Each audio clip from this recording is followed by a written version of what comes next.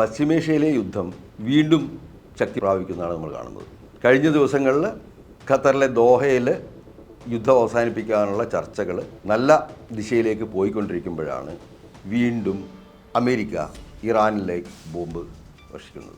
ഇറാനിലെ ബോംബ് വർഷവും അതുപോലെ തന്നെ ഇസ്രായേൽ ലെബനനിലും കൂടുതൽ ആക്രമണങ്ങൾ ആരംഭിച്ചു. ബെയ്റൂട്ടിലേക്കും ആക്രമണങ്ങൾ വ്യാപിച്ചു. അപ്പോൾ ഈ ഒരു ഘട്ടത്തിൽ നമ്മൾ അമേരിക്കൻ മാധ്യമങ്ങളിലൂടെ കാണുകയാണെന്നുണ്ടെങ്കിൽ ഡൊണാൾഡ് ട്രംപും നെതന്യാഹുവും തമ്മിൽ വലിയൊരു ഹീറ്റഡ് എക്സ്ചേഞ്ച് നടന്നു എന്നും, ഡൊണാൾഡ് ട്രംപ് അയാളെ നീ ഒരു ഭ്രാന്തനാണെന്നും, നീ അവിടെ അധികാരത്തിലിരിക്കുന്നു, നീ ജയിലിൽ കിടക്കാതിരിക്കുന്നു എന്നെ കൊണ്ടാണെന്നും ഒക്കെ, ഇസ്രായേലിനെ ലോകം മുഴുവൻ വെറുക്കുന്നത് എന്നെ കൊണ്ടാണെന്നും ഒക്കെ ട്രംപ് പറഞ്ഞു എന്നാണ് അമേരിക്കൻ മാധ്യമങ്ങൾ പറയുന്നത്. അപ്പോൾ ഈ രീതിയിൽ ഒരു കലഹം അവിടെ നടക്കുന്നു. അതേസമയം ഇറാൻ്റെ നേരെയുള്ള ആക്രമണം വീണ്ടും ശക്തമാവുന്നു. അപ്പോൾ ഇറാൻ തിരിച്ചടിച്ചിട്ട് കുവൈറ്റിൽ ബോംബ് വീഴുന്നു. അത് അന്താരാഷ്ട്ര വിമാനത്താവളത്തിൻ്റെ പതിക്കുന്നു. അതിൽ ഒരു ഇന്ത്യക്കാരൻ മരിച്ചു എന്നാണ് ഇപ്പോൾ നമ്മൾ അറിയുന്നത്. ധാരാളം പേർക്ക് പരിക്കേറ്റിട്ടുണ്ട്. അപ്പോൾ വീണ്ടും ഇതൊരു സംഘർഷ മേഖലയായി മാറുന്നു. അതിനിടയിൽ ഇറാൻ്റെ ഒരു എണ്ണക്കപ്പൽ അമേരിക്ക ആക്രമിക്കുന്നു, തിരിച്ച് അമേരിക്കയുടെ കപ്പൽ ഇറാൻ ആക്രമിക്കുന്നു. ഈ രീതിയിൽ ഈ വീണ്ടും വളരെ മോശമായ സാഹചര്യത്തിലേക്ക് പശ്ചിമേഷ്യൻ യുദ്ധം നീങ്ങുകയാണ്. അപ്പോൾ ഇതിനെല്ലാം കാരണം എന്താണെന്ന് ചോദിച്ചു കഴിഞ്ഞാൽ നമുക്ക് പറയാൻ സാധിക്കും, ഈ പറയുന്ന ട്രംപും നെതന്യാഹുവും ചേർന്ന് നടത്തുന്ന ആക്രമണങ്ങളാണ്. നെതന്യാഹുവിനെ സംബന്ധിച്ചിടത്തോളം ഈ യുദ്ധം അവസാനിക്കുമ്പോൾ അയാൾ ജയിലിലാണ്. കാരണം അയാൾക്കെതിരെ അവിടെ വിചാരണ നടത്തുകയാണ്.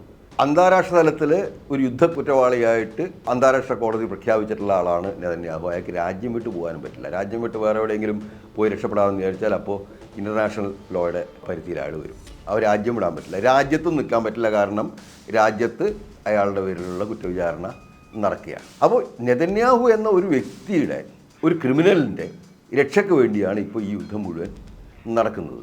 അല്ലാതെ ഈ യുദ്ധത്തിലൂടെ ഇസ്രായേലിനോ അല്ലെങ്കിൽ അമേരിക്കക്കോ വലിയ ലാഭമൊന്നും ഉണ്ടാകാൻ പോകുന്നില്ല. അമേരിക്കയെ സംബന്ധിച്ചിടത്തോളം ആണെങ്കിൽ ഈ യുദ്ധം വലിയൊരു നാശത്തിലേക്ക് എത്തിച്ചു കഴിഞ്ഞു. ദശലക്ഷക്കണക്കിന് ഡോളർ അവർക്ക് നഷ്ടം സംഭവിച്ചു കഴിഞ്ഞു.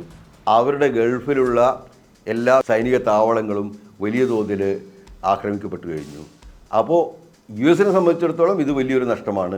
ട്രംപിനെ സംബന്ധിച്ചിടത്തോളം ആണെന്നുണ്ടെങ്കിൽ ഇലക്ഷനെ നേരിടുന്ന സാഹചര്യത്തിൽ ട്രംപിൻ്റെ പോപ്പുലാരിറ്റി പൂർണ്ണമായി ഇല്ലാതായിരിക്കുകയും ട്രംപ് തന്നെയും ഇനിയിപ്പോൾ ഈ യുദ്ധത്തിൻ്റെ പേരിൽ വിചാരണ നേരിട്ടാൽ നമ്മൾ അത്ഭുതപ്പെടാനില്ല, ഇംപീച്ച്മെൻറ്റിലേക്കും നീങ്ങാനുള്ള സാധ്യതയുമുണ്ട്.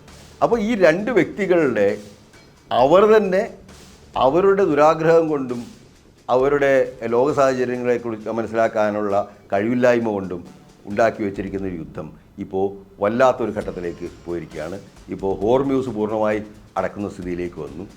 ഈ യുദ്ധവുമായിട്ട് യാതൊരു ബന്ധവുമില്ലാത്ത ലോകത്തിലെ ഭൂരിപക്ഷം രാജ്യങ്ങൾക്കും ഈ സിറ്റുവേഷൻ കൊണ്ട് വന്നിരിക്കുന്ന വലിയ നാശമാണ് വന്നിരിക്കുന്നത്, വലിയ ദുരന്തമാണ് സംഭവിച്ചിരിക്കുന്നത്.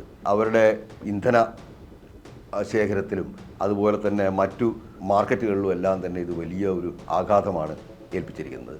അപ്പോൾ ഈ യുദ്ധം ഈ ഘട്ടത്തിലെങ്കിലും അവസാനിപ്പിക്കാനുള്ള നടപടികൾ ഇപ്പോൾ ലോകരാഷ്ട്രങ്ങൾ സ്വീകരിച്ചില്ലെങ്കിൽ ഇത് വലിയൊരു വിനാശത്തിലേക്കാണ് എത്തിച്ചേരാൻ പോകുന്നത്.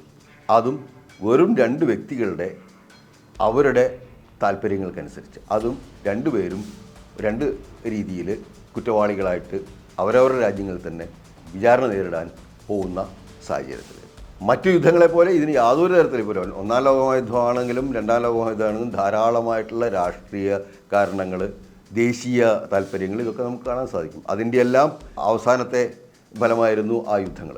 പക്ഷേ ഇതിനെ സംബന്ധിച്ചിടത്തോളം അങ്ങനെയൊന്നുമില്ല. അമേരിക്കയുടെ ദേശീയ താല്പര്യവും ഇറാനുമായിട്ട് യാതൊരു ബന്ധവുമില്ല.